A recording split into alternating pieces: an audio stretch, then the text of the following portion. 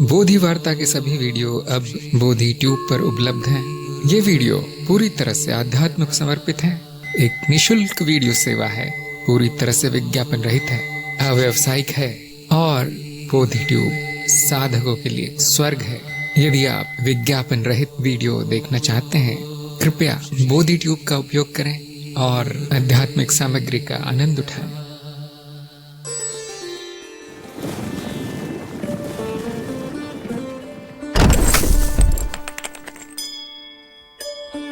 नमस्कार। बोधि वार्ता सत्संग में आप सभी का स्वागत है। सत्संग हम सभी के लिए एक अवसर है मिलने का और आध्यात्मिक विषयों पर चर्चा करने का, प्रश्नों के उत्तर जानने का, शंकाओं का समाधान करने का, और हम कार्यक्रम संबंधित कार्य परीक्षा आदि करते हैं। तो आज भी हम एक परीक्षा से शुरू करने जा रहे हैं जो पुष्पेंद्र की परीक्षा है। मैं जानना चाहता हूँ पुष्पेंद्र उपस्थित हैं और परीक्षा के लिए तैयार हैं। गुरुजी बहुत बहुत प्रणाम। मैं पुष्पेंद्र हाजिर हूँ परीक्षा के लिए। बहुत अच्छी बात है। आपको 10 प्रश्न दिए जाएंगे और 50% अंक या अधिक आने पर आपको चरण 4 में भेजा जाएगा जहाँ प्रयोग आदि होते हैं। और इस बीच बाकी जो भी सत्संग में भाग ले रहे हैं वो प्रश्न ना पूछें, ना उत्तर देने का प्रयास करें। इन प्रश्नों पर चर्चा बाद में की जाएगी। ये है आपके प्रश्न, ध्यान से पढ़िए, सोच समझ कर उत्तर दीजिए, जल्दी मत कीजिए। धन्यवाद गुरुजी। गुरुजी मेरा पहला प्रश्न है, ज्ञानी और अज्ञानी के आचार विचार में क्या अंतर होता है? गुरुजी ज्ञानी जो होता है उसका जो आचार विचार होते हैं वो सभी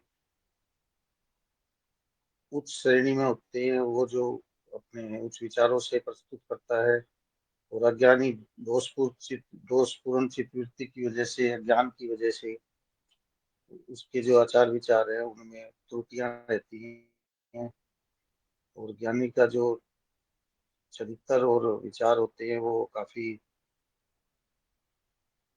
शुद्ध संस्करण होता है। जबकि अज्ञानी जो है वो अज्ञानवश अपने आचार विचार में इस तरह की बातें लाता रहता है जिससे कि दूसरे लोगों को भी इसकी हानि पहुंचती है, कष्ट होता है।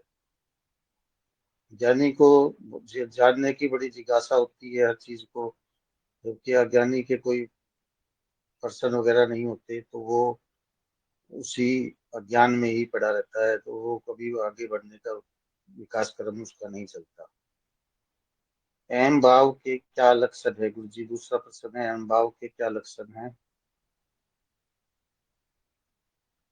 अहम भाव जो गुरुजी अहंकार को प्रदर्शित करता है। अहम भाव की वजह से जो वास्तविक जो मूल तत्व होता है उसका उसका वो सामने नहीं आ पाता। और अहम भाव की वजह से व्यक्ति अपने को शरीर, वस्तुएं इत्यादि सभी में खुद को ढूंढता रहता है कि ये मेरे से संबंधित है। जबकि ये जो है अहम भाव है, इसकी वजह से वो अपने आप को अनुभवकर्ता के रूप में देखने की नहीं करता कि मैं, मेरा जो असली रूप क्या है, जो मैं जो हूँ इनसे सबसे अलग हूँ, इस अहंकार से दूर हूँ। मुझे तीसरा प्रश्न है, क्या सत्य की खोज मनुष्य के लिए अनिवार्य है? यह ठीक है गुरु जी की सत्य की खोज मनुष्य के लिए उत्तरजीविता और दैनिक कार्यों के निर्णय के लिए आवश्यक है। अगर वो सत्य को नहीं जान पाएगा तो उसको कोई भी मूर्ख बना सकता है। इसलिए सत्य की खोज मनुष्य के लिए अति आवश्यक है। चौथा प्रश्न है जी, क्या सभी व्यक्तियों के अनुभवकर्ता एक समान है? नहीं गुरु जी, सभी व्यक्तियों के अनुभवकर्ता एक समान नहीं है।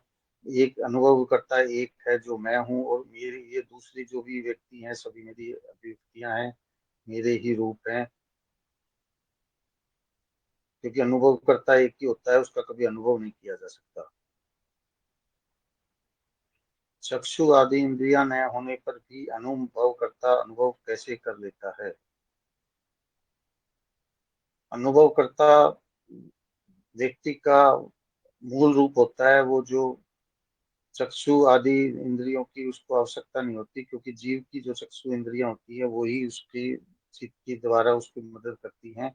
अनुभवकर्ता के अंदर खुद ही प्रदर्शित करने की सामर्थ्य होती है। अनुभवकर्ता सत्य है, दिव्य है, नित्य है, अलौकिक है, दीप्त है। अतः उसको अनुभव जो है, अनुभवकर्ता के लिए अनुभव करना के लिए उसको कोई इनकी जरूरत नहीं होती। वो इनके बिना भी अनुभव कर सकता है। छठा प्रश्न है जी, जगत शरीर मनस आदि का निर्माण कैसे हो रहा है। मनुष्य को तीन अनुभव होते हैं, जो अनुभव करता तीन अनुभव से जानता है कि जगत शरीर मनस आदि। जगत जो है, जगत का जो अनुभव है भौतिक इंद्रियों द्वारा जनित भौतिक इंद्रियों की द्वारा निर्मित अनुभूतियों द्वारा होता है। शरीर का जो अनुभव है भौतिक और मानसिक इंद्रियों की अनुभूति द्वारा होता है। और मानस का जो है मानसिक इंद्रियों के द्वारा इसका अनुभव होता है। तो इसी के द्वारा इनका अनुभव किया जा सकता है। जगत शरीर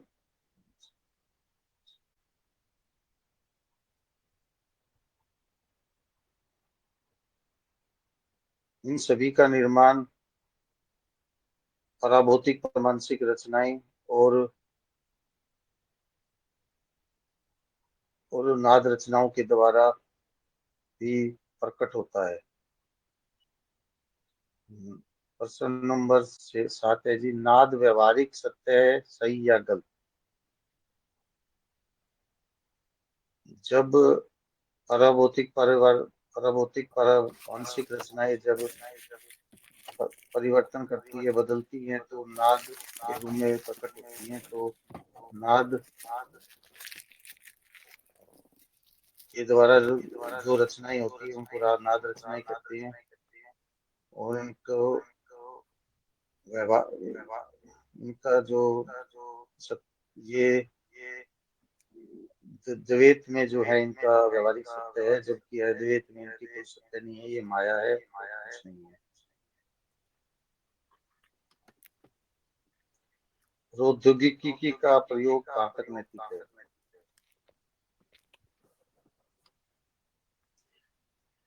प्रौद्योगिकी का प्रयोग अज्ञान को दूर करने तक ही नैतिक है। जब हम किसी नाद रचना के या किसी भी रचना को हानि नहीं पहुंचाते, तो उसका जो भी प्रयोग होता है वो नैतिक ही रहता है। प्रश्न नंबर 8 है जी, सब मात्र संभावना है, व्याख्या कीजिए। जो भी अस्तित्व में है सभी अनुभवकर्ता को छोड़कर सभी जो है माया है। और मिथ्या है,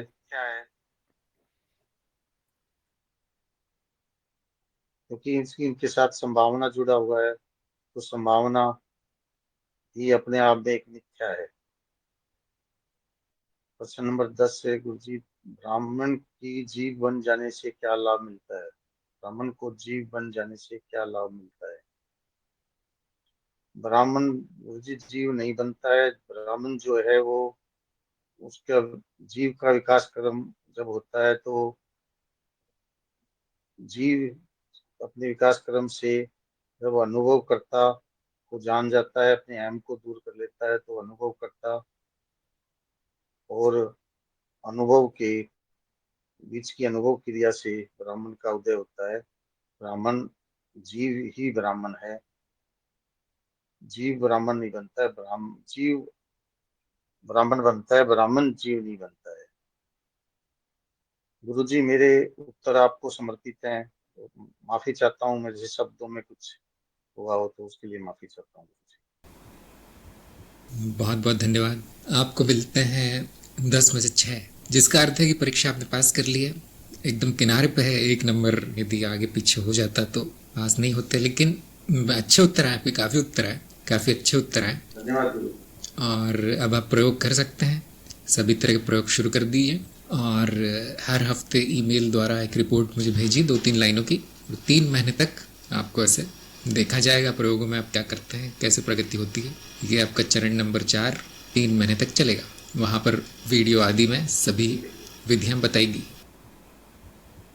तो अब इनके प्रश्नोत्तर में 1-2 चीज़ें ही मैंने देखी है जो कमियाँ, कि भाषा को थोड़ा शुद्ध करना ज़रूरी है। जैसे ब्राह्मण को ब्राह्मण बोला है इन्होंने, ठीक नहीं है।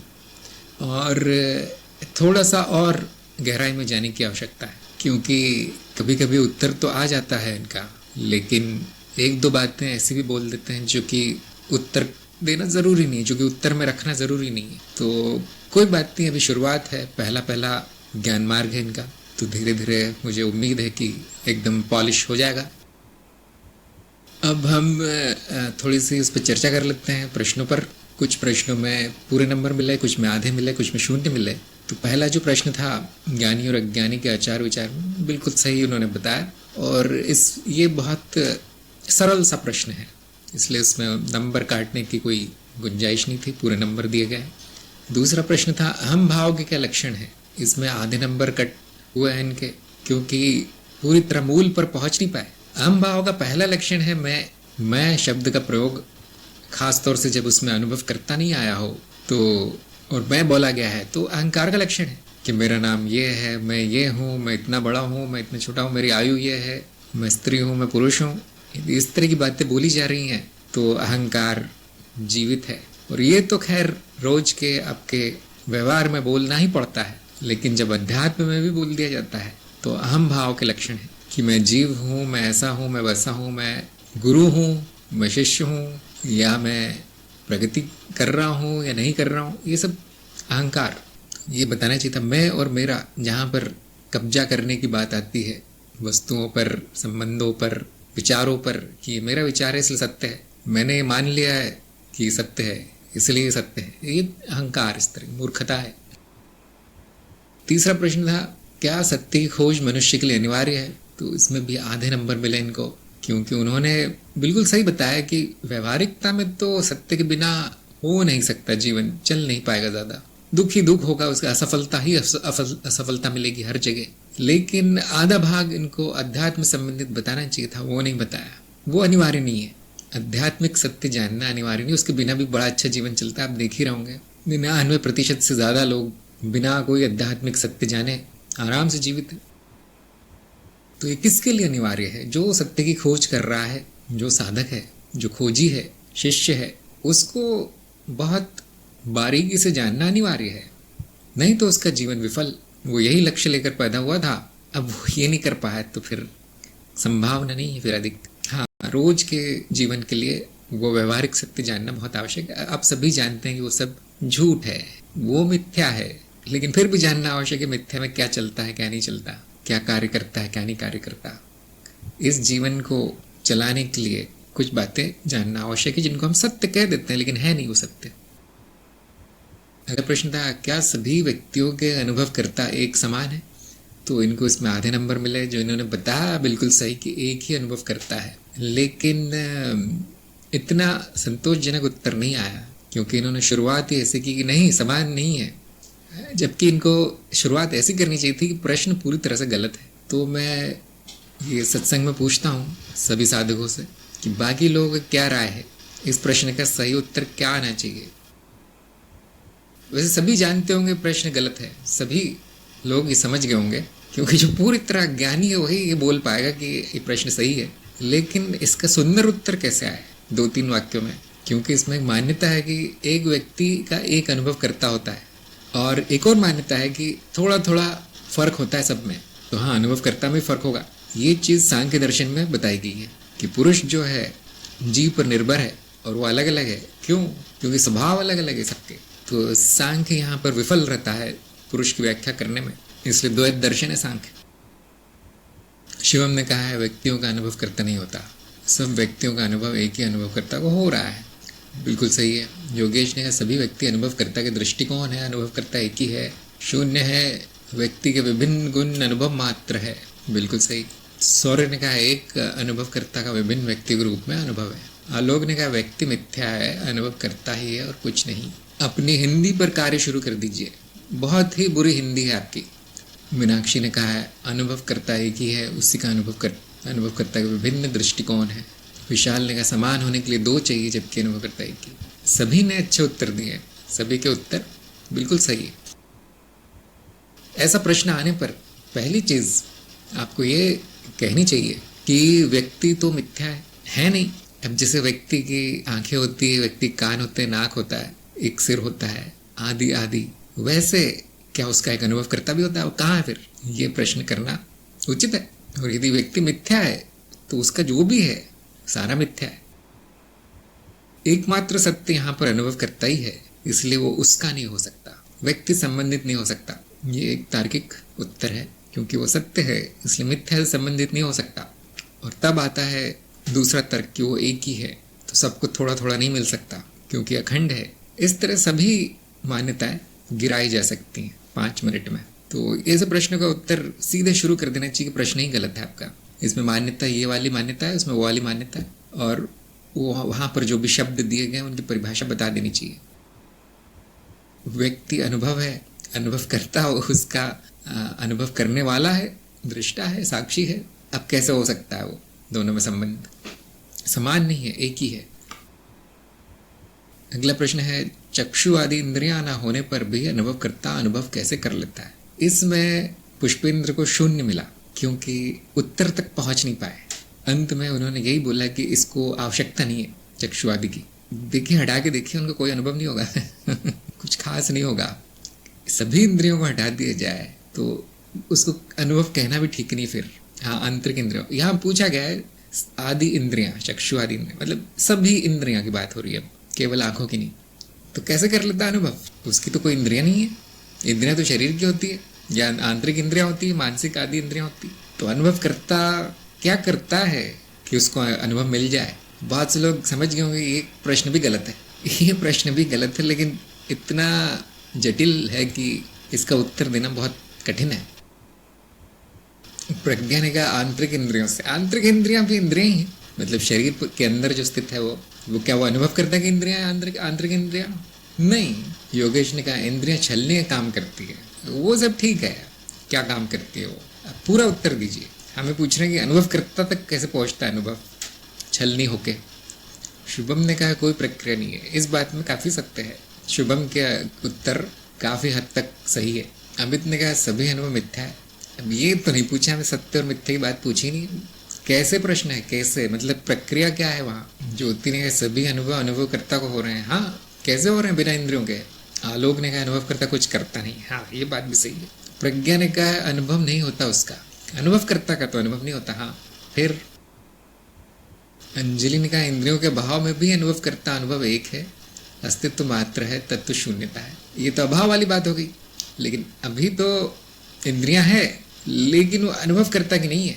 शरीर आदि इंद्रियां हैं, शरीर आदि चीजों पर अभी भी लोग द्वैत में जवाब दे रहे हैं। सुमा ने कहा इंद्रियां नहीं तो अनुभव नहीं होगा। ये बात भी सत्य है, ये बात बिल्कुल सत्य है। प्रज्ञा ने कहा कोई प्रक्रिया नहीं है। हाँ, आपकी बात भी सत्य है, फिर भी इतना संतोषजनक उत्तर नहीं आ रहा है, नहीं आया उत्तर किसी का भी। महाश्रुता ने कहा इंद्रियों के भाव में क्या होगा पता नहीं, अज्ञेय है। ये बात बिल्कुल सही है। अब हम इंद्रियों के अभाव की बात ही नहीं कर रहे हैं। मैंने तो ये कह दिया कि इंद्रियां है लेकिन अनुभवकर्ता में नहीं है, अनुभवकर्ता में कोई इंद्रिय नहीं है। ये बात तो सभी जानते होंगे। कमलेंद्र ने कहा व्यक्ति को इंद्रियां चाहिए अनुभव के लिए, अनुभवकर्ता को नहीं देखिए, व्यक्ति को अनुभव नहीं होते, वो अनुभव केवल अनुभवकर्ता को होते हैं, मिलते हैं। कमलेंद्र अभी भी समझ रहे हैं कि व्यक्ति को कुछ अनुभव हो रहे हैं इंद्रियों के माध्यम से, फिर अनुभवकर्ता को क्या हो रहा है, फिर उसकी क्या जरूरत है? आदित्य ने कहा स्वयं प्रकाशित है। हाँ, अमित ने कहा कोई प्रक्रिया नहीं है, अनुभवकर्ता की कोई इंद्रिया नहीं होती। तो बड़ा कठिन प्रश्न है, बड़ा कठिन प्रश्न है। इसमें ये पूछा जा रहा है कि जो भी अनुभव है इंद्रियों से आते हुए प्रतीत होते हैं, कि इंद्रियों के माध्यम से वो अनुभव हो रहे हैं, शरीर के माध्यम से। बस यही हमारा अप्रोक्ष अनुभव है। जैसे किसी ने कहा था इंद्रियां छलनी है, सीमित करती है। हाँ, इंद्रियां स्वयं अनुभव है। कैसे हो रहे हैं अनुभव, ये बात पूरी तरह अर्थहीन है क्योंकि कोई प्रक्रिया नहीं है अनुभव की। प्रक्रिया का भी अनुभव हो जाता है और फिर प्रश्न आ जाता है कि अब इस प्रक्रिया का अनुभव कैसे हो रहा है। तो हमारा अपरोक्ष अनुभव यही कहता है कि बस अनुभव है और बाद में ये सब बातें आती हैं कि इंद्रियों के माध्यम से, शरीर के माध्यम से इस जगत का अनुभव है या शरीर का अनुभव है, आदि आदि। और अनुभवकर्ता को इंद्रियां चाहिए या नहीं, ये धारणा इसलिए आई है क्योंकि हम जो अज्ञानी है वो देखता है कि शरीर को इंद्रियों के माध्यम से अनुभव हो रहे हैं, ऐसा मान लेता है। जैसे किसी ने कहा था यहाँ कि व्यक्ति को इंद्रियां चाहिए, अनुभवकर्ता को नहीं। तो व्यक्ति को भी नहीं चाहिए, देखिए इंद्रिय, व्यक्ति को अनुभव होता नहीं है इसलिए उसको इंद्रिय नहीं चाहिए व्यक्ति स्वयं अनुभव है, ये बात हमें ध्यान रखनी चाहिए। ये धारणा इसलिए बन गई है क्योंकि आम जनता ऐसा सोचती है कि व्यक्ति को अनुभव हो रहे हैं और इंद्रियों के माध्यम से हो रहे हैं। अब अनुभव करता तो व्यक्ति नहीं है, ऐसा बताया गया मुझे, तो उसको कैसे हो रहे हैं? ये एक बहुत जटिल सा अज्ञान बहुत लोगों में पाया जाता है और ये प्रश्न उसको सामने लाकर खड़ा कर देता है, यह अज्ञान प्रकट कर देता है। तो ऐसा कुछ नहीं हो रहा है। देखिए, इंद्रियां अनुभव को अर्थ देने के लिए है, बस अनुभव हो रहे हैं इतना ही कहा जा सकता है। इंद्रियां उनको अर्थपूर्ण बना देती है, जो नाद वो पकड़ रही हैं इंद्रियां उसको अर्थपूर्ण बना देती है। इससे ज्यादा कुछ और कहना मतलब कहानियां, किससे कहानियां। अनुभवकर्ता को भी आंखें नहीं चाहिए। किसी ने कहा था कि अपने शुद्ध स्वरूप में है इंद्रियां नहीं होने पर, हाँ वो बिल्कुल शांत है, आनंद में है। वास्तविकता ये है कि जैसे ही इंद्रियां प्रकट होती है उसकी शांति भंग होने लगती है। ऐसा कहना नहीं चाहिए लेकिन बोल सकते हैं। अब अनुभव शुरू हो जाते हैं, अब सारा संसार प्रकट होता है, अब शरीर प्रकट होता है, अब सुख दुख कष्ट शुरू हो जाते हैं, उसके इच्छाओं के पीछे भागना शुरू हो जाता है। ये कब होता है? जैसे इंद्रियां प्रकट होती है, जैसे इंद्रियां कार्य करना शुरू कर देती है, तब तक वो शुद्ध स्वरूप में है। और उसी के पटल पर इंद्रियां प्रकट होते ही सीमित अनुभव शुरू हो जाते हैं और सारा संसार शुरू हो जाता है। माया शुरू हो जाती है जो कि नींद में जाके बंद होती है, मृत्यु में बंद होती है। शायद ऐसा कभी होगा नहीं, लेकिन कोई ना कोई इंद्रिय सक्रिय रहेगी हमेशा। लेकिन इससे समझा जा सकता है इतना ही हो रहा है, अनुभव पहले है, बाकी सारी कहानी बाद में आती है। तरह तरह की वैज्ञानिक परिकल्पनाएं कर ली गई हैं कि कैसे हो रहा है ये सब। स्वयं का अनुभव हो रहा है ब्रह्म को, और उसको इंद्रियों के कारण अर्थपूर्ण अनुभव हो जाते हैं, अपनी ही रचना दिख पड़ती है। अनुभव होते हैं, उसके लिए कुछ और आवश्यक नहीं। जो भी अगर उसको अर्थपूर्ण करने की इच्छा है वहाँ पर, तो कोई रचना गढ़ ली जाती है, नाद रचना, और वह छलने कार्य करती है, सीमित करने का कार्य करती है जो भी प्रकट है उसको। और ये विषय बहुत कठिन है, मैंने अभी तक इस पर अधिक चर्चा देखी नहीं कहीं शास्त्रों में, कहीं किसी गुरु ने इतना अच्छा इस पर कभी बताया नहीं है। इसलिए मेरा उत्तर भी हो सकता है कि इतना संतोषजनक ना हो। अनुभवकर्ता बनकर इसका उत्तर दिया जा सकता है, न कि व्यक्ति बनकर। शरीर, जगत, मनस आदि का निर्माण कैसे हो रहा है, ये अगला प्रश्न है। इसमें भी आधे नंबर मिले। तो पहले तो यही बताना चाहिए कि निर्माण नहीं हो रहा है, निर्माण नहीं हो रहा, प्रतीत हो रहे हैं ये सारे अनुभव, प्रतीत हो रहे हैं। और कैसे कि कोई प्रक्रिया नहीं है, बस हो रहे हैं।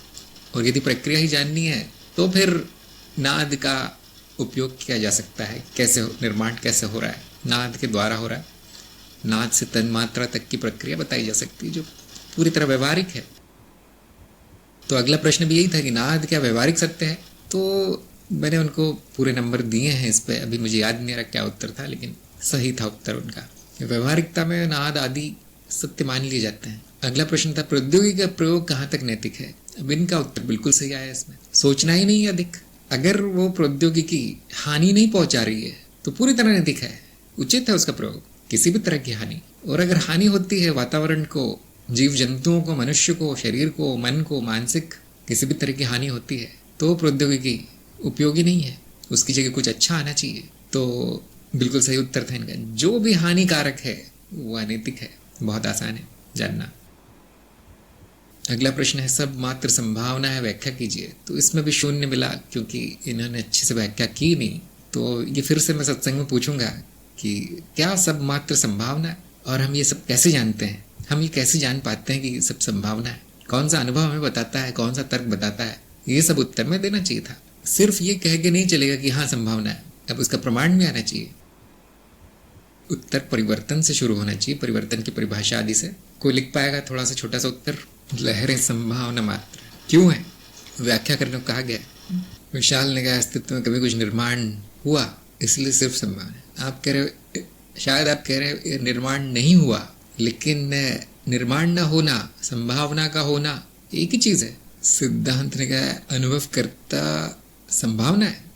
अनुभवकर्ता को तो संभावना मत बोलिए, कम से कम संभावना को अनुभव नहीं हो सकते।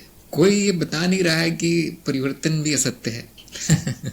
सभी लोग ये सोच रहे हैं कि परिवर्तन सत्य है। सभी लोगों ने अपने अपने उत्तर में ये बात लिखी है कि परिवर्तन सही है, सत्य है। सुरेश ने कहा प्रीति मात्र है। चलो, प्रीति की तो किस्मत खुल गई आज।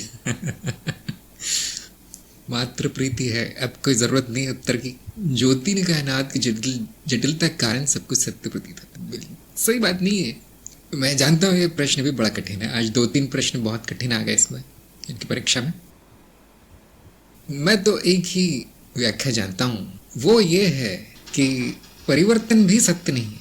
हाँ, अंजलि ने भी कहा है संभावना अर्थात परिवर्तन। देखिए परिवर्तन क्यों है, यदि इस पर मनन करें कोई, क्योंकि एक अनुभव को बदल के दूसरे अनुभव में होने की संभावना है, एक अनुभव जाकर दूसरा आने की संभावना है, इसलिए परिवर्तन है, ऐसा कहा जा सकता है। इतना संतोषजनक नहीं उत्तर ये। जो परिवर्तन है वो प्रतीत होता है कि कुछ बदल गया। स्मृति की तुलना करने से परिवर्तन का आभास होता है। स्मृति में क्या है, अनंत संभावना है कुछ भी होने की, इसीलिए सब मात्र संभावना है, कुछ हुआ नहीं। और दूसरा एक तरीका है यहाँ तक पहुंचने का संभावना तक, वो है तत्व। अस्तित्व का तत्व शून्य आता है। अब शून्य में परिवर्तन नहीं हो सकता, वास्तविक परिवर्तन नहीं हो सकता। शून्य में शून्य शून्य ही रहता है, नहीं तो तत्व बदल जाएगा, जो कि संभव नहीं है। तत्व की परिभाषा क्या है, जो नहीं बदलता, जो नहीं हटाया जा सकता, जिसकी जगह कोई और नहीं ले सकता, वो तत्व है। तो अस्तित्व का तत्व यदि शून्य है तो उसमें परिवर्तन नहीं हो सकता अस्तित्व में। अब वो परिवर्तन प्रतीत होना है, प्रतीत तो तभी हो पाएगा जब केवल संभावना मात्र है। यदि संभावना भी ना हो तो फिर प्रतीत भी नहीं होगा कुछ। सिद्धांत ने पूछा क्या ये उत्तर सही? बिल्कुल गलत। आपके सभी उत्तर गलत होते हैं। ऐसे 2-4 लोग हैं यहाँ पे, उनका हर उत्तर गलत होता है, मूर्खतापूर्ण होता है। फिर भी उनको रखा गया है कुछ सुन लेंगे, कुछ बुद्धि आ जाएगी सत्संग में आते आते, इसलिए निकाला नहीं गया है। तो बिना ज्ञान लिए उत्तर मत दीजिए, सिद्धांत को मैं कहूँगा। पहले ज्ञान लेने का प्रयास कीजिए, 10, 12, 20 साल लगाइए उसमें, कुछ भी उत्तर सही नहीं आएगा आपका। कहीं से सुनकर बोल देना अलग बात है, कहीं से पढ़ कर बोल देना अलग बात है, लेकिन इस परीक्षा में ऐसे प्रश्न आते हैं जो सोचने में मजबूर करते हैं व्यक्ति को कि इसका तो उत्तर किसी वीडियो में नहीं था, इसका तो उत्तर किसी शास्त्र में नहीं है, किसी गुरु ने बताया नहीं। अब वो सोचने में मजबूर हो जाते हैं। जैसे वो चक्षु वाला प्रश्न है, वहां पर ज्ञान है या अज्ञान है वो समझ में आता है। 1-2 प्रश्न ऐसे होते हैं जिसमें कि सीधा पूछ लिया जाता है, जो वीडियो में बताया गया है वो सीधा पूछ लिया जाता है कभी कभी, क्योंकि अगर 10 के 10 प्रश्न ऐसे आने लगे तो सब फेल होने लगेंगे। तो जो लोग बिना सोचे समझे कुछ भी उत्तर दे रहे हैं, उत्तर देना बंद करके ज्ञान लेना शुरू कीजिए। कुछ वर्ष लगाइए ज्ञान लेने में, सुनना शुरू कीजिए। श्रवण, उत्तर देना आखिरी सीढ़ी है। श्रवण, मनन, उसके बाद सत्यापन। तो अगला प्रश्न है, ब्राह्मण को जीव बन जाने से क्या लाभ मिलता है? इसमें पूरे नंबर मिले पुष्पेंद्र को। तो यहाँ होती परीक्षा समाप्त, और इनका भी प्रयास बहुत अच्छा रहा पुष्पेंद्र का। मुझे जितनी उम्मीद थी उससे तो अच्छा ही रहा, क्योंकि प्रश्न बड़े कठिन थे यहाँ पर आज। तो किसी और के प्रश्न हो तो उनके उत्तर अब दिए जाएंगे। परीक्षा के प्रश्न समाप्त हो गए हैं। आदित्य के कुछ प्रश्न आ गए हैं, वहीं से शुरू करते हैं। पहला प्रश्न, जो झुलसा था अभी गुरु कृपा से शीतल हुआ है, उसके चित्त में आभार भाव प्रकट हुआ है, वो गुरु के चरण में प्रत्यक्ष फूल चढ़ाए या इमोजी बनाकर शब्द पुष्प द्वारा, क्या ये पूजा है? अगर आप गुरु से ज्ञान के अलावा कुछ और रिश्ता नाता रखते हैं तो वो अनावश्यक है। हम कहते हैं उसे पूजा वूजा नाम नहीं देना चाहिए। पूजा तो जैसे देवी देवताओं की जाती है वैसे शायद ही कोई करता होगा आजकल, लेकिन कुछ और अगर शुरू हो जाता है प्रपंच, ज्ञान के अलावा कुछ और हो रहा है, तो अनावश्यक है ना। अब कितने भी फूल चढ़ा लीजिए, आपका जो अज्ञान है अज्ञानी रहेगा। इसलिए हम कहते हैं अनावश्यक है, नहीं करना है। जो भी करते हैं लोग, मतलब क्यों करते हैं? जैसे कि इन्होंने कहा है कि मेरे मन में आभार भाव प्रकट हुआ है, तो आभार प्रकट कर दीजिए कि मैं आभारी हूँ लिखकर 2 शब्द। मुझे समझ में आ जाता है कौन आभारी है कौन नहीं। अब उसके लिए तरह तरह के तामझाम और प्रपंच करना ज्ञान मार्ग के लक्षण नहीं है। इसका मतलब उसके पास समय बहुत है, खाली समय बहुत है। और जो लोग बीच बीच में अर्थहीन मैसेज डाल रहे हैं उनको मैं शांत कर देता हूँ थोड़ी देर के लिए। जब आप सीख जाएं तो आ जाना। तो ये सब करने की आवश्यकता नहीं है। देखिए, ज्ञान मार्ग बुद्धि प्रदान है, सबको यहाँ पर समझ आ जाता है एक दो शब्द कह देने से। नंबर 2, कबीर नानक जिसे ज्ञानमार्गी से संतों के शब्द वाणी में प्रतीक रूप में राम आदि के नाम का उपयोग मिल जाता है, इन प्रतीकों को कैसे समझना चाहिए? यदि वो आपके गुरु हैं तो आपको जाके पूछ लेना चाहिए उनसे, या उनकी परंपरा में जो भी गुरुजन हैं उनसे पूछ लेना चाहिए। और यदि आपके गुरु जो शब्द प्रयोग करते हैं उनका अर्थ आपको पता चल गया है, बहुत है आपके लिए। मैं कह रहा था बाकी लोग क्या कहते हैं, कौन सा प्रतीक उपयोग करते हैं, उसमें हमारी क्या रुचि होनी चाहिए? फिर न वो हमारा मार्ग है, न वो हमारे गुरु हैं। आपके गुरु ने जो बता दिया वो आपको समझ में आ गया, बहुत है। और वो लोग जो अगर जो भी शब्द उपयोग करते हैं मैं बताने लगूं और वो गलत हो गया तो फिर बड़ी समस्या हो जाएगी कि इन्होंने गलत बता दिया था। तो जो जो शब्द प्रयोग करता है उसका उत्तरदायित्व है उनकी व्याख्या करना, ना कि दूसरों का उत्तरदायित्व। मैं अपने शब्दों की पूरी व्याख्या कर सकता हूँ क्योंकि मैं प्रयोग करता हूँ, बाकी वो कितना भी बड़ा गुरु हो हम केवल अनुमान लगा सकते हैं। खास तौर से अगर यदि वो गुरु जीवित ना हो तो बहुत कठिन हो जाता है कि उसने क्या कहा था। अब आपको अपने अनुभव पर निर्भर होना है। आपका अपना अनुभव आपको ज्ञान तक ले जाएगा, न कि इन ऋषि मुनियों संतों की कही हुई कुछ गूढ़ बातें, रहस्यमयी बातें पूरी तरह बेकार है, पूरी तरह अर्थहीन है। और एक बात तो है कि ज्ञान होने के बाद सब समझ में आने लगता है वो क्या कह रहे हैं। जो अज्ञानी है वही नहीं समझ पाएगा ऋषि मुनियों संतों की बातें, सब समझ में आ जाता है ज्ञान होने पर। सबसे पहला जो प्राथमिकता है वो ज्ञान को देनी चाहिए, न कि इन लोगों के नामों को। नंबर 3, मेरा तत्व शून्य है, दूसरा नहीं है, लेकिन गुरु ब्रह्मा गुरु विष्णु महेश गाता हूँ, गुरु क्षेत्र से प्रार्थना करता हूँ। मैं मृत्युपरांत गुरु की सहायता भी चाहता हूँ, देवी की प्रार्थना करता हूँ। यह अद्वैत है, क्या मैं अद्वैत का विद्यार्थी नहीं रहा? देखिए, अद्वैत का विद्यार्थी वो है जो अद्वैत को जानता है, जो उसको जानने का प्रयास भी कर रहा है, वो भी विद्यार्थी है। विद्यार्थी का अर्थ ही होता है जिसका कि लक्ष्य विद्या प्राप्त करना है। तो बाकी और क्या करता है उससे कुछ मतलब नहीं है हमें। यदि वो अद्वैत के पीछे है, यदि वो अद्वैत की साधना कर रहा है, जानकारी आदि प्राप्त कर रहा है, श्रवण कर रहा है, तो विद्यार्थी है। केवल इतना ही नहीं करते हम, ये श्लोक कहना, प्रार्थना करना और द्वैत में रहना। हम तो पूरी तरह माया में रहते, माया में भी रहते हैं। घर परिवार है, नौकरी है, वस्तुएं उपयोग करते हैं, खाते भी हैं, पीते भी हैं, और सामाजिक जो व्यवस्था है उसमें बने रहते हैं। दिखावटी बनावटी जैसी भी जीवन है चलाते रहते हैं, मिथ्या जीवन चलता रहता है। तो क्या मैं अद्वैत का विद्यार्थी नहीं रहा? मैंने दुकान जाकर कुछ खरीद लिया, कुछ चीज़ें आवश्यक है, कुछ अनावश्यक है, क्या अब मैं विद्यार्थी नहीं रहा? क्योंकि ये तो आम जनता करती है। तो देखिए, अद्वैत का विद्यार्थी होने का मानदंड एक ही है कि वो अद्वैत का ज्ञान ले रहा है या नहीं। उसके अलावा जो भी करता है वो कुछ और कारण रहेंगे उसके। अगर किसी में मान्यता है कि मुझे ये सब छोड़ना पड़ेगा उसके बाद ही मैं अद्वैत में जा पाऊंगा, तो ठीक नहीं। पहले आप जाइए अद्वैत में, पहले आप ज्ञान मार्ग पर आइए, बाकी चीज़ें अपने आप छूटती हैं। और कभी कभी छोड़ना भी नहीं चाहिए। कुछ चीज़ें बड़ी उपयोगी होती है, जैसे देवी आदि बड़ी उपयोगी हैं।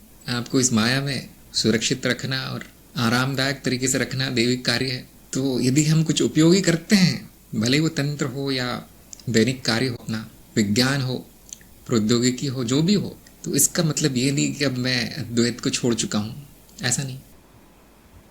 नंबर 4, मैं ब्रह्म हूँ कहूँ और ब्रह्म के प्रकट रूप के प्रति अस्वीकार भाव रखूँ तो क्या मेरा अहंकार नहीं है? जो ब्रह्म है कह रहा है वो भी अर्थहीन है, और जो अस्वीकार भाव रख रहा है वो तो पूरी तरह से अर्थहीन है। दोनों ही बातें अर्थहीन है। यदि बिना ब्रह्म को जाने कोई कह रहा है कि मैं ब्रह्म हूँ तो पूरी तरह अर्थहीन हो गया। और यदि अस्वीकार भाव आ गया है तो उसने जाना ही नहीं है, फिर अभी तक फिर उसने जाना ही नहीं है कि मैं ब्रह्म हूँ। दोनों ही लक्षण अज्ञान के हैं, अहंकार के नहीं, अज्ञान के लक्षण है। जब ब्रह्म है तो कहने की कोई आवश्यकता नहीं है। हम कभी कभी कहते हैं वो इसलिए क्योंकि दूसरों को सिखाना है। मैं सबके सामने बैठकर यही कहता रहता हूँ कि आप ब्रह्म है, मैं ब्रह्म हूँ, सभी ब्रह्म है, ब्रह्म ये है वो। उसके पीछे जो औचित्य है उसका सिखाने का है, बताने का है सब। लेकिन मैं मुझे ही बोलता रहूँ, ये तो अर्थहीन है पूरी तरह से। आईने के सामने खड़े होकर रोज बोल दूँ कि मैं ब्रह्म हूँ, पूरी तरह से अज्ञान है। तो कभी कभी हमें जो प्रकट रूप है उनसे दूर रहना पड़ता है, और उसके व्यवहारिक कारण हो सकते हैं। शायद इस जीव को खतरा है, शायद इस मन को पसंद नहीं है, शायद वो दुख के कारण है, शायद वो आपका समय नष्ट करते हैं। ऐसे लोगों को अस्वीकार ही करना है। तो अब ये अहंकार हो या ना हो तो करना ही पड़ता है, तो व्यवहारिक है। अहंकार का क्या लक्षण है कि मैं शरीर हूँ, मैं मन हूँ, मैं कोई अनुभव हूँ, ये मान लेना। बाकी जो भी किया जाता है वो किसी और कारण से किया जाता है। मुझे आशा है कि उत्तर स्पष्ट हुआ होगा।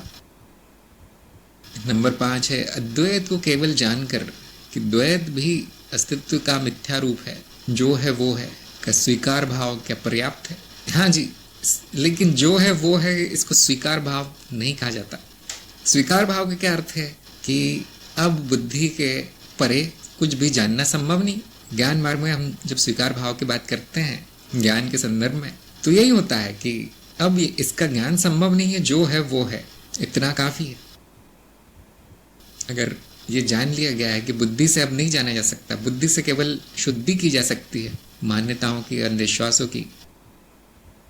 बाकी और भी बहुत सी जगह स्वीकार भाव का प्रयोग किया जाता है इस शब्द का। जैसे हम कभी कभी स्वीकार कर लेते हैं कि ये सपना चलता रहेगा, माया चलती रहेगी, अब इससे छुट्टी पाने की लालसा, छटपटाहट छोड़ देनी चाहिए, संघर्ष छोड़ देना चाहिए, माया को भी स्वीकार कर लेना चाहिए। और इस तरह से कई स्थितियों में स्वीकार भाव लाना पड़ता है। आप किन्हीं संबंधियों के साथ फंसे हुए हैं जीवन भर के लिए, तो अब स्वीकार भाव आना चाहिए वहां पर कि हाँ, इस जन्म में यही चलेगा, अगले जन्म में नहीं फंसूंगा। इस तरह कई स्थितियों में स्वीकार भाव लाना पड़ता है। लेकिन ज्ञान मार्ग में बुद्धि की सीमा जान लेना, ज्ञान की सीमा जान लेना, अज्ञेयता को देख लेना, यही स्वीकार भाव है। आलोक ने पूछा, सब कुछ माया है, मिथ्या है, ऐसा क्यों है? बहुत आसान है, सब कुछ परिवर्तनशील है, सभी अनुभव परिवर्तनशील है, इसलिए मिथ्या है। यही हमारा सत्य का मानदंड है कि जो बदल गया वो झूठ है, मिथ्या है। अब इसका प्रमाण अपने जीवन में ढूंढने का प्रयास कीजिए। कृष्ण प्रिया ने कहा है, संवेदनशीलता और भावुकता में मूल रूप से क्या भेद है? जब व्यक्ति सभी कर्म भावनाओं में आकर कहता है तो उसे हम कहते भावुक है, कि वहां पे बुद्धि को पूरी तरह से नजरअंदाज कर दिया जा रहा है, अनदेखा कर दिया जा रहा है। यह भावुकता के लक्षण। भावनाओं से काम चलाया जा रहा है, क्या अच्छा लगता है क्या नहीं, किस में आनंद है किस में नहीं, किस में भोग है किस में नहीं, ये सब देखा जा रहा है। संवेदनशीलता का अर्थ है कि आपको छोटी से छोटी चीज भी प्रभावित कर देगी, इस मन को छोटी से छोटी घटना भी प्रभावित कर देती है। और यदि वो भावनाओं को फिर भावनाओं का तूफान लाती है तो वो संवेदनशील व्यक्ति भावुक भी है। फिर दोनों एक साथ हो सकते हैं, मतलब करेला और नीम चढ़ा हो सकता है। तो संवेदनशील होना बुरी बात नहीं है, तो अक्सर बहुत लोग होते हैं, लेकिन उस पर कर्म कर देना थोड़ा गड़बड़ हो सकता है। उसमें जरूरी नहीं कि सही कर्म हो, संवेदन ले लेना है जो भी संवेदनशील व्यक्ति को मिल रहे हैं, और फिर भावनाओं में नहीं बहना है, फिर बुद्धि से कार्य लेना है कि हाँ ये चीज हो गई, ये घटना हो गई, मन पर इसका ऐसा प्रभाव पड़ा है, अब मुझे कर्म कौन सा करना चाहिए, जो मेरी भावना कह रही है वो या जो मेरी बुद्धि कह रही है वो। यहाँ पर ज्ञानी बुद्धि की बात मानता है, भावना की नहीं। तो यही भेद है। शिवम ने कहा है, जब मैं नेति नेति पर मनन करता हूँ और चेतना में रहता हूँ तो शरीर से अहम भाव ऊपर उठ जाता है और ये शरीर भी दूसरे शरीरों की तरह अनुभव होने लगता है। अजीब से आनंद की स्थिति हो जाती है। सब निरंतर आत्मज्ञान में रहे, प्रभावित तो अगर साधक निरंतर इस चिंतन में रहे, सब मेरे रूप है, तो क्या महाचित्त के स्तर के अनुभव संभव है? आत्मज्ञान में रहने का एक ही प्रभाव है कि अनावश्यक कार्य रुक जाता है, अनावश्यक कर्म रुक जाते हैं, क्योंकि चेतना है, साक्षी भाव है, तो ये जीवन सरलता से चलता है, इतना ही है। और बाकी जो शरीर में जो अजीबोगरीब अनुभव हो रहे हैं वो चित्त में परिवर्तन के कारण है, और वो अस्थाई है, जैसे हो रहे हैं वैसे चले भी जाएंगे, तो इनका कोई महत्व नहीं है। और उनको महाचित्त तक पहुंचने की चाबी नहीं समझना चाहिए, क्योंकि महाचित्त जब ये जीव विकास कर जाएगा लाखों लाखों सालों बाद, तब महाचित्त हो जाएगा। वहाँ क्या अनुभव होगा क्या नहीं, वो हमारी बुद्धि के बाहर है, किसी ने नहीं देखा। हम तो ये भी नहीं जानते कल क्या अनुभव होगा। अब इतने लंबे विकास क्रम के बाद क्या होगा, संभव ही नहीं बुद्धि के लिए जानना। आज तक किसी ने बताया भी नहीं कि महाचित्त का अनुभव क्या होता है, कि अनुमान लगा पाए, तो पूरी कल्पना है, बस आनी जानी चीज है। अंजलि ने पूछा है, क्या मानव शरीर और मंदिरों की संरचना के बीच में कोई संबंध है? जैसे मूर्ति में चक्र होते हैं, शरीर में द्वार होते हैं। हाँ, थोड़ा बहुत है, लेकिन सभी मंदिर उस हिसाब से नहीं बनाए गए हैं। खास तौर से जो नए मंदिर है वो बेकार से हैं, जो कलयुग में बनाए गए हैं। तो बाकी मंदिरों में थोड़ा बहुत ज्ञान देने का प्रयास किया गया, खास तौर से जो योग मार्ग वाले मंदिर हैं। अब तो समझ में भी नहीं आता योग मार्ग वाले हैं क्या है। तो जिसमें शिवलिंग होता है अधिकतर वो ठीक ठाक मंदिर है, और बाकी बेकार है सब। वो दूसरे मंदिरों की नकल है, मंदिरों की नकल करने, एक मंदिर की नकल करके दूसरे बनाने का प्रयास किया गया। मतलब उसके पीछे अधिक बुद्धि नहीं लगाई गई, उसका कोई अधिक महत्व नहीं है। अगर उन्होंने ऐसा बना भी दिया है कि ये प्रवेश द्वार मूलाधार का प्रतीक है और वो प्रवेश द्वार किसी और चक्र का प्रतीक है, वो सब बेकार है। देखिए, जो बहुत पुराने मंदिर है और जो सही से बनाए गए हैं, क्योंकि हर मंदिर एक जैसा नहीं होता, हर मंदिर का प्रयोजन एक नहीं है, इसलिए बताना ही कठिन है। लेकिन कुछ मंदिरों में मिल जाते हैं इस तरह के चिन्ह की बनाने वाले को थोड़ा सा ज्ञान है। जो प्राचीन काल में मंदिर शिक्षा देने का स्थान होते थे, स्कूल जैसे होते थे, वहाँ पे जो गुरुजन होते थे वो सत्संग आदि करते थे और ये सब प्रयोजन होता था। ऐसे घंटियाँ बजाना और भजन गाना और ये सब नहीं होता था। तो जैसे आप चिड़ियाघर में जाएंगे तो शुरू में आप देखेंगे थोड़ी बहुत जानकारी दी जाती है कि इस भाग में मछलियाँ हैं, इस भाग में पक्षी है, इस भाग में सांप है, इस भाग में शेर है। शेर सबसे अंत में रखा जाता है क्योंकि लोग उसी को देखने आते हैं ना। तो बीच बीच में कुछ बेकार से जानवर रख दिए जाते हैं जिनको कोई नहीं देखना चाहता, क्योंकि टिकट लिया है तो उसका उपयोग करना है। तो थोड़ी बहुत जानकारी लिख दी जाती है उसके बारे में। तो ऐसे ही मंदिर का जो बनाने का लक्ष्य था वो ज्ञान देना था, अब नहीं है। अब वो लक्ष्य भ्रष्ट हो चुका है और इसीलिए उसकी रचना में ही कुछ ऐसी चीज़ें बना दी जाती थी कि वो देख कर ही ज्ञान हो जाए, याद आ जाए। गुरु ने जो कहा है वो सारी मूर्तियों का अर्थ होता था। कुछ मंदिरों में ऐसी घटनाएं दिखाई जाती थी जो वेद उपनिषद पुराणों में कहानियां जो है वो बना दी जाती थी मूर्तिकारों द्वारा।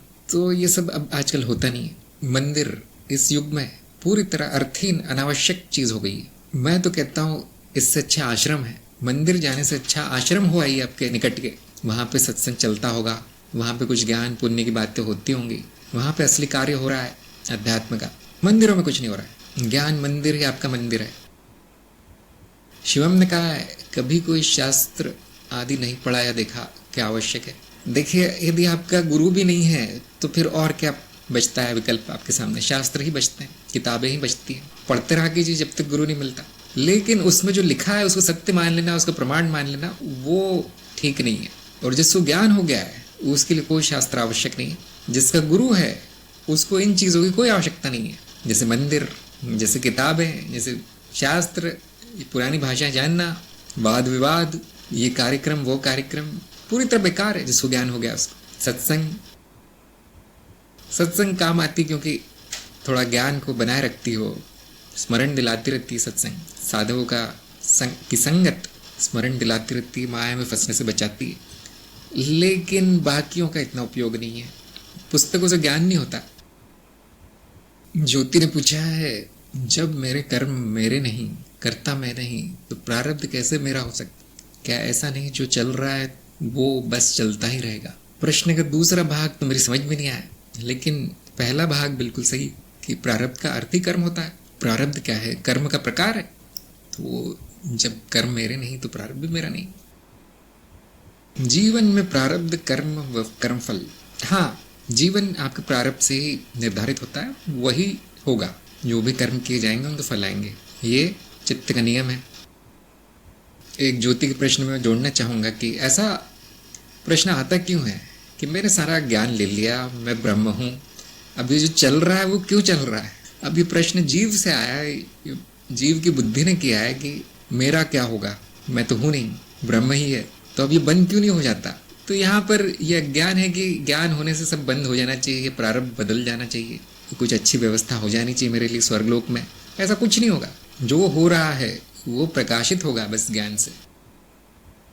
जैसे मान लीजिए आपका टीवी कार्य कर रहा है, चित्र दिख रहे हैं टीवी पे, उसका वॉल्यूम, रिमोट आदि कार्य कर रहा है, लेकिन आपको तकनीकी ज्ञान शून्य है कि वो होता कैसे, कैसे कार्य करता है, आपको पता नहीं। टीवी का तत्व भी नहीं पता।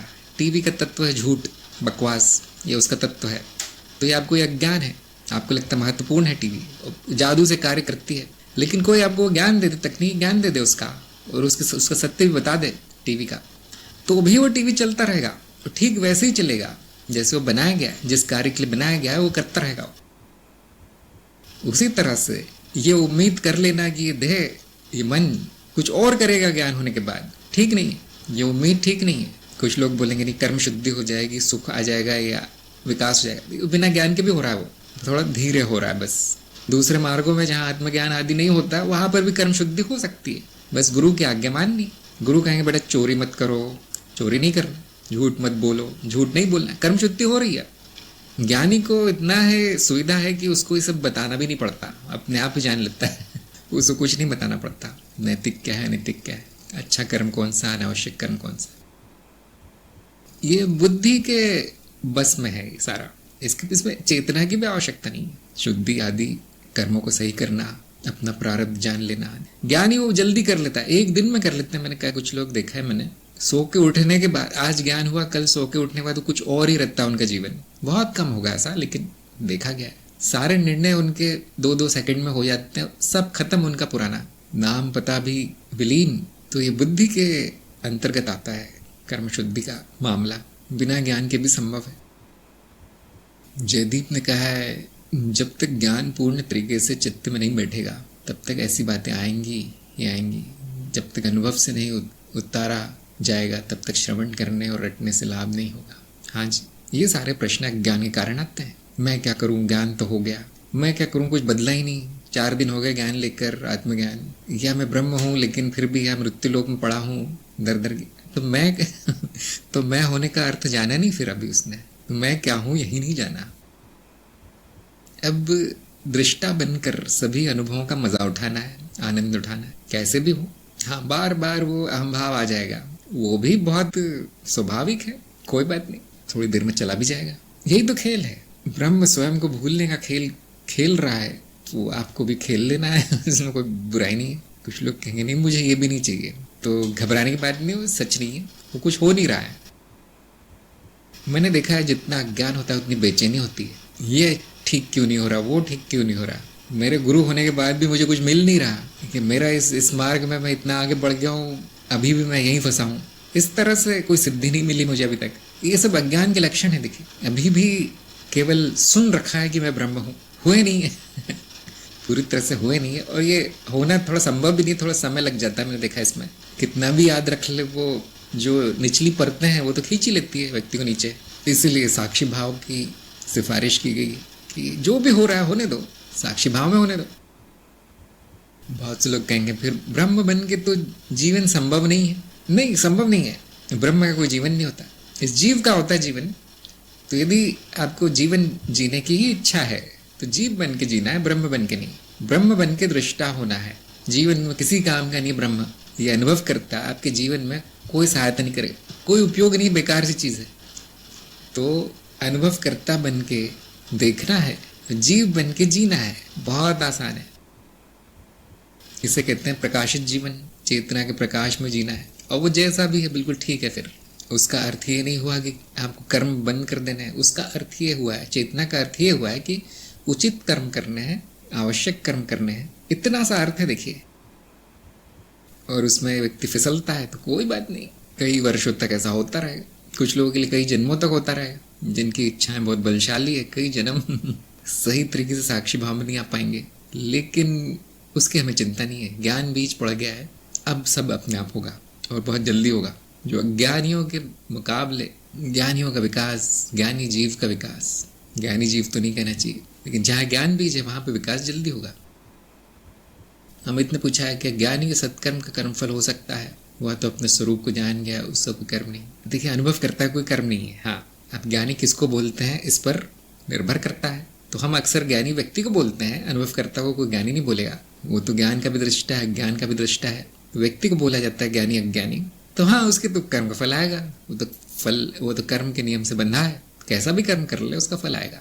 क्या होता है कि ज्ञान के प्रकाश में सही कर्म होता है और वो मेरा नहीं ये जानकर होता है, इसलिए उसका फल आकर भी ना आने के बराबर है। फिर जैसे हम कहते हैं जली हुई रस्सी, न वो कर्म ज्ञानी को बांध पाता है, न उसका फल ज्ञानी को बांध पाता है। जो कर्म चेतना में होते हैं उनकी बहुत गहरी छाप नहीं पड़ती कारण शरीर में, क्योंकि उनको मिथ्या जान लिया गया है। एक उदाहरण मैं अक्सर देता हूँ, बहुत नकारात्मक उदाहरण है, लेकिन मेरे पास कोई अच्छा उदाहरण नहीं है। कि आप बैठे हुए हैं कहीं ऑफिस में, दुकान में, कोई आगे कहता है आपका घर जल गया है, आग लग गई उसमें, पूरा जल गया है। अब आप दौड़ कर जाते वहाँ पे और आप देखते हैं घर सही सलामत है, सब लोग खुश हैं, जीवित हैं, किसी ने मजाक किया है आपके साथ, ऐसा मजाक करना नहीं चाहिए वैसे।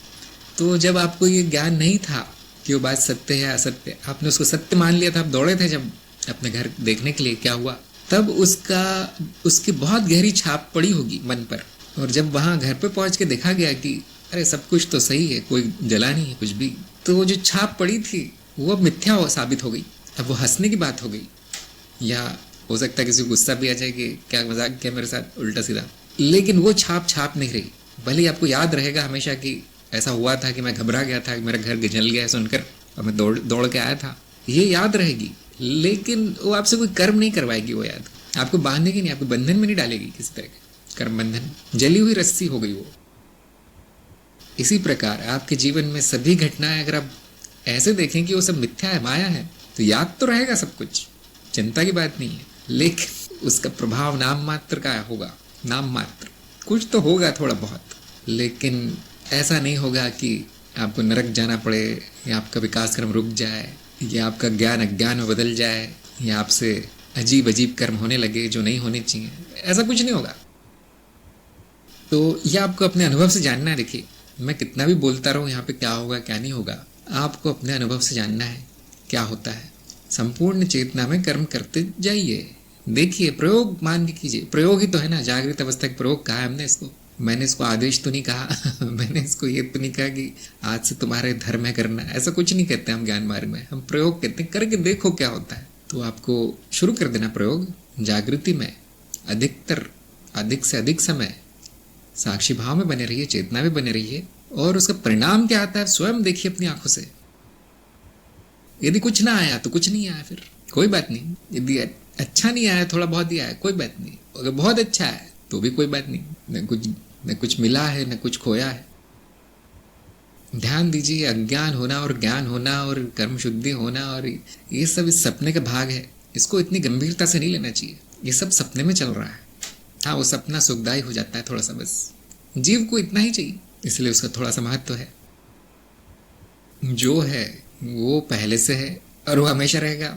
ज्ञान हो या अज्ञान, सब कुछ वैसा ही रहेगा। पहले से ही सब कुछ पूर्ण है, पहले से ही सब कुछ ठीक है, पहले से ही सब कुछ सुंदर है। इससे व्यक्ति निश्चिंत हो जाता है, शांत हो जाता है। ज्ञान मार्ग में और कुछ नहीं मिलता मानसिक शांति मिलती थोड़ी सी, बाकी सब वैसे ही चलेगा। तो यहाँ पर हम अपनी सत्संग समाप्त करते हैं आज, और मुझे उम्मीद है सबको उत्तर मिले होंगे, काम आए होंगे, और हम मिलेंगे अगली सत्संग में। सभी का सत्संग में आने के लिए बहुत बहुत धन्यवाद। नमस्कार।